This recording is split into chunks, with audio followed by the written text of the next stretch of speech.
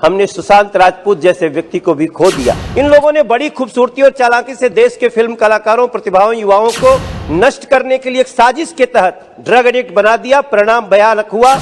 आजकल राजनीतिक पार्टियां चंदा लेती हैं। खला में एक युवक को दिन दहाड़े मार दिया गया था इसलिए कि वो ड्रग्स बेचने वालों के खिलाफ शिकायत करता था। पहले शराब का नशा लगा, फिर गांजा का नशा लगा, फिर हेरोइन पीने लगे। 80-80 बीघा खेत बिक गया और बर्बादी के कगार पे चले गए। जैसे यहाँ नशे के खिलाफ बात हो रही है, लेकिन कुछ लोग अल्कोहल को ग्लैमराइज करते हैं। ये बहुत हो गई, अब कुछ ठोस होना चाहिए। अगर नशा को हम नहीं हरा पाए तो उसका हमें अफसोस होना चाहिए। दिल्ली में ड्रग्स और नशे के अपराधियों को संरक्षण दे रही है। वो शब्द मैं यहाँ नहीं बोलना चाहता हूँ जो पुलिस के लिए प्रयोग किए हैं, लेकिन इसकी चिंता सदन को करनी चाहिए। आपने हमें इस विषय पे बोलने का मौका दिया।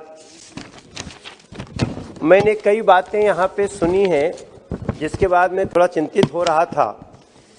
जैसे यहाँ नशे के खिलाफ बात हो रही है, लेकिन कुछ लोग अल्कोहल को ग्लैमराइज करते हैं। मेरी प्रार्थना होगी, मैं जिस गांव से आता हूं, हमने देखा है सभापति महोदय, पहले शराब का नशा लगा, फिर गांजा का नशा लगा, फिर हेरोइन पीने लगे। 80-80 बीघा खेत बिक गया और बर्बादी के कगार पे चले गए। परिभाषा क्या है ड्रग की, उसमें जाना, लेकिन अल्कोहल को ग्लैमराइज न करें, ये मेरी प्रार्थना होगी। हमारे किसी साथी ने कहा कि बंदरगाह पर 3000 केजी ड्रग्स पकड़ ली गई, तो पकड़ ली गई, उस पर क्यों शौक्ड हैं ये भी मुझे समझ में नहीं आता है। हम लोग जब तुलना करते हैं पहले से आज तक की, मैं अभी एक जानकारी पढ़ रहा था कि 2006 से 2013 तक जब्त की गई ड्रग्स किलोग्राम में 22,45,178 किलो थी।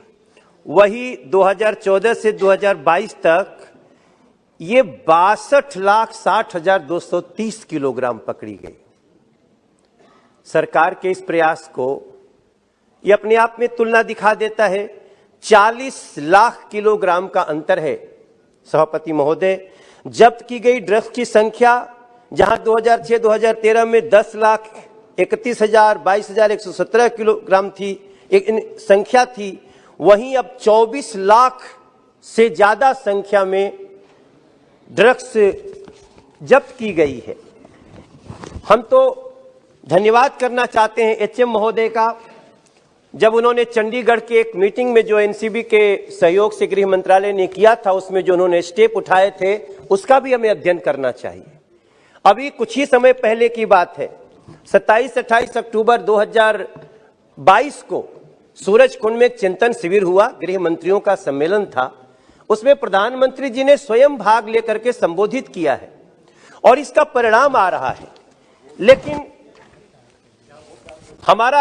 हमारी कोशिश ये है कि बातें बहुत हो गई, अब कुछ ठोस होना चाहिए। अगर नशा को हम नहीं हरा पाए तो उसका हमें अफसोस होना चाहिए।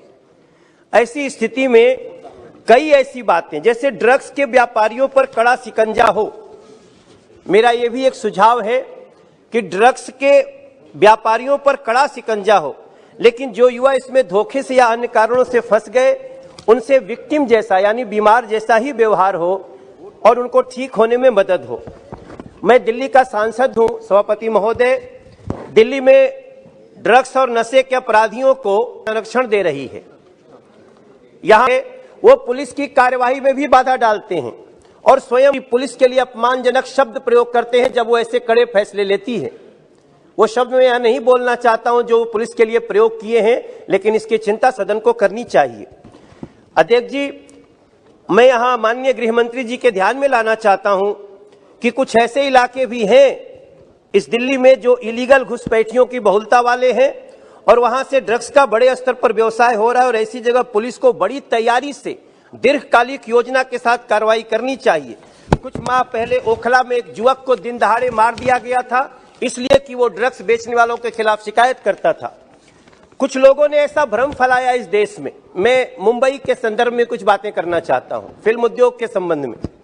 हमारे एक साथी हैं रवि किशन जी, उन्होंने एक बार जब यहाँ ड्रग्स के खिलाफ बात किया तो कुछ लोग बिना सार को समझे हुए थाली में छेद करने जैसी बातें शुरू कर दी। मैं 1 मिनट में ही खत्म करूंगा अध्यक्ष जी, मैं समय की मर्यादा समझ रहा हूं।